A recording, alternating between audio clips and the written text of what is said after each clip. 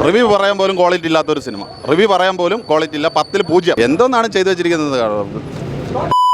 കമലഹാസനെ കാണാൻ വന്നിട്ട് തിയേറ്ററിൽ തേഞ്ഞ ഒരവസ്ഥയാണ്. ആളുകൾക്കൊന്നും റെസ്പോണ്ട് ചെയ്യില്ല. ആളുകൾ ചത്ത പോലെ ഇരിക്കുകയാണ്. എന്ത് കൂവാൻ പോലുള്ള ശേഷിയില്ല. അങ്ങനെ അടിച്ച് കിടത്തി. വെറും വേസ്റ്റ് ഫിലിം.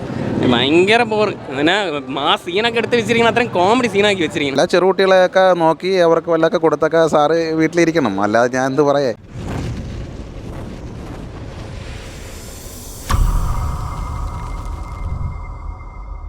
മണിരത്നത്തിൻ്റെ ഒരു ബെസ്റ്റ് എന്ന് പറയാൻ പറ്റില്ല. പക്ഷേ ഫ്രെയിംസും ടെക്നിക്കൽ സൈഡൊക്കെ പക്കയാണ്. ആക്ടിംഗ് ഒക്കെ നല്ലതായിരുന്നു. സ്ക്രിപ്റ്റ് കുറച്ചുകൂടെ ബെറ്റർ ആവായിരുന്നു എന്ന് തോന്നുന്നു. അത്രയും ഇഷ്ടപ്പെട്ടില്ല പടം. First half നൈസായിരുന്നു. കമലഹാസനേക്കാൾ STRഉം പിന്നെ ജോജു ഒക്കെ സ്കോർ ചെയ്തിട്ടുണ്ട് പടത്തിന്. ലൈഫ് അമ്പലായി. പടം ഭയങ്കര ഫ്ലോപ്പാണ്.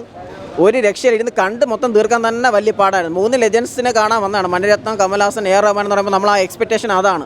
ആ ലെവലിൽ വന്നിട്ട് 3L കാണാൻ വന്നിട്ട് 3G ആയി. നല്ലോണം എന്നുള്ളതാണ് ഈ പടത്തിൻ്റെ ഒരു അവസ്ഥ. മൊത്തത്തിൽ പോരാ.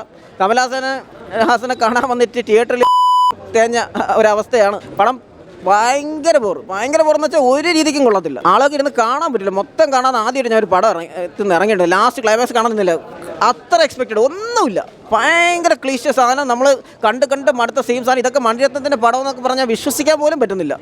വളരെ സബ്സ്റ്റാൻഡ്. നായകനൊക്കെ പോലെ ഒരു ക്ലാസിക്കൊക്കെ നിൽക്കുന്നു. ഇത് ഒരു ഇതുമില്ല. വളരെ മോശമായിട്ട് എടുത്തേക്കുന്നു. ഒട്ടും പറയില്ല. ഭയങ്കര റേറ്റിംഗ്. 10-ൽ 1 തന്നെ കൊടുക്കുന്നത് വളരെ കഷ്ടിച്ച് കൊടുക്കേണ്ടി വരും. തീരെ പോരാ പടം. മൊത്തത്തിൽ ഇരുന്ന് ഉറങ്ങി. ലാഗെന്ന് വെച്ചാൽ ഭീകര ലാഗ്. പിന്നെ ആകെയുള്ള പോസിറ്റീവ് സൈഡ് പറയണമല്ലോ. ഒരു പടത്തിന് അങ്ങനെ മൊത്തത്തിൽ കുറ്റം പറയുന്നതല്ല. ഒരുപാട് പേരുടെ ഹാർഡ് വർക്കാണ് പടം. പക്ഷേ എന്നാൽ പോലും നമുക്ക് പറയാതിരിക്കും. ഇങ്ങനെയൊക്കെ എടുത്തു കഴിഞ്ഞാൽ നമുക്ക് ഉള്ള ഓപ്പണായി പറഞ്ഞല്ലേ പറ്റൂ. BGM കുഴപ്പമില്ല. ചില പോർഷൻസ് കമലഹാസൻ എന്ന ആക്ടറിനെ മാക്സിമം ഒപ്പിയെടുത്തിട്ടുണ്ട്. അങ്ങനെ കുറേ പോസിറ്റീവ്സ് ഉണ്ട്. ചിമ്പു അത്യാവശ്യം STRൻ്റെ നൈസ് കുറേ ലുക്കും കാര്യങ്ങളൊക്കെ ഉണ്ട്. ഇത്ര തന്നെ. അല്ലാതെ മൊത്തത്തിൽ പടം എന്തായാലും പൊട്ടും. അത് ഇനിയിപ്പോൾ ആർക്കും വേറൊരു അഭിപ്രായം വരുമെന്ന് എനിക്ക് തോന്നുന്നില്ല. ഇതിൽ കമലഹാസൻ ഫാൻസിന് പോലും ഇത് സഹിക്കുന്ന കാര്യം വലിയ ബുദ്ധിമുട്ടാണ്. ഭയങ്കര ദുരന്തമായിട്ടുള്ള പടം. കമലഹാസനെ കയറിയിട്ട് എന്ന അവസ്ഥ എന്നുവെച്ചാൽ ആളുകൾക്കൊന്നും റെസ്പോണ്ട് ചെയ്യില്ല. ആളുകൾ ചത്ത പോലെ ഇരിക്കുകയാണ്. എന്ത് കൂവാൻ പോലുള്ള ശേഷിയില്ല. അങ്ങനെ അടിച്ച് കിടത്തി. തിയേറ്ററിലെ ആളുകളൊക്കെ കിളി പോയിരിക്കുന്ന അവസ്ഥയായി പോയി. ഒന്നും പറയണ്ട. ദുരന്ത പടം. 3 ലെജൻസിനെ കാണാൻ വന്നിട്ട് അവസ്ഥ ഉള്ളില്ല കേട്ടോ. സത്യമായിട്ടും വെറും വേസ്റ്റ് ഫിലിം. ഭയങ്കര ബോർ. അങ്ങനെ ആ സീനൊക്കെ എടുത്ത് വെച്ചിരിക്കുന്നത് അത്രയും കോമഡി സീനാക്കി വെച്ചിരിക്കുന്നത്. പിന്നെ ക്ലൈമാക്സ് ഒക്കെ വന്നിട്ട് ചിരിക്കും. ഗാങ്സ്റ്റർ കൃഷിക്കാരനായിട്ടാണ് പോകുന്നത്. നമുക്ക് ഒട്ടും അക്സെപ്റ്റബിൾ അല്ല. അതൊക്കെ എന്ത് ചിരിക്കും. നമ്മളവിടെ എല്ലാവരും തിയേറ്ററിൽ നിന്ന് ചിരിക്കുകയാണ് സത്യം പറഞ്ഞു. എന്നിട്ട് സത്യം ഭയങ്കര വേസ്റ്റ് ഫിലിം. ഒരു വൻ പ്രതീക്ഷയോടെ വന്ന് വൻ നിരാശയോടെ കൂടി തിരിച്ചിറങ്ങി. ഫസ്റ്റ് ഹാഫ് തുടങ്ങിയപ്പോഴേ തിരിച്ചിറങ്ങാൻ വേണ്ടിയുള്ള പരിപാടിയിലായിരുന്നു. അപ്പം ഇറങ്ങാനുള്ള ഒരു പരിപാടിയിലിരുന്നപ്പോൾ ആണ് ഞാൻ ഉറക്കം വന്നിരുന്നപ്പോൾ എനിക്കൊരു കോള് വന്നപ്പോഴത്തേക്ക് ഞാൻ എഴുതിയിട്ടു. അല്ലായിരുന്നെങ്കിൽ അതും കാണാൻ ഉറങ്ങിപ്പോകുമായിരുന്നു. അപ്പോൾ ഞാൻ വിചാരിച്ച് ഇൻ്റർവെൽ ആയപ്പോഴത്തേക്ക് ഒരു ബൂസ്റ്റിങ്ങിൽ കൊണ്ടുവന്ന് നിർത്തി.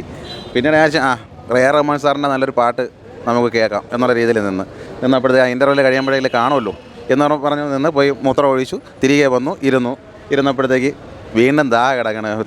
വീണ്ടും വെട്ടിയിട്ട ചക്ക പോലെ കിടക്കണ. വീണ്ടും പടം ലാഗായി പൊയ്ക്കൊണ്ടിരുന്നു.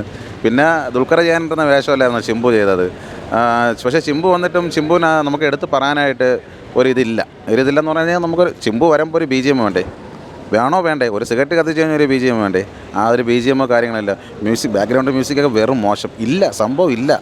ഈ മണിരത്നം ഇപ്പോഴും പഴയ ഔട്ട് ഓഫ് ഫാഷനും വെച്ചിട്ട് നടന്നു കഴിഞ്ഞാൽ ആരാണ് പോയി കാണുന്നത്?